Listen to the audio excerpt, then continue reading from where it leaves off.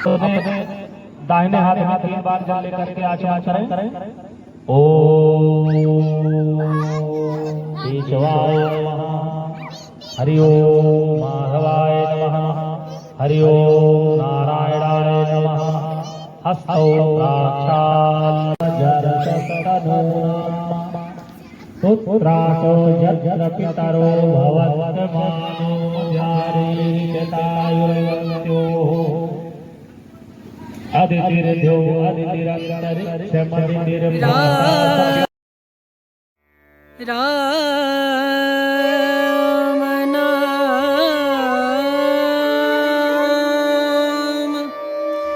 भजले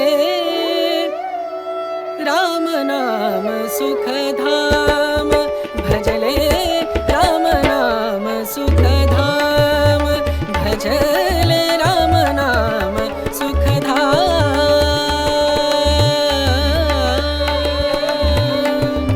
तेरा पूरन हो सब काम तेरा पूरन हो सब काम भजले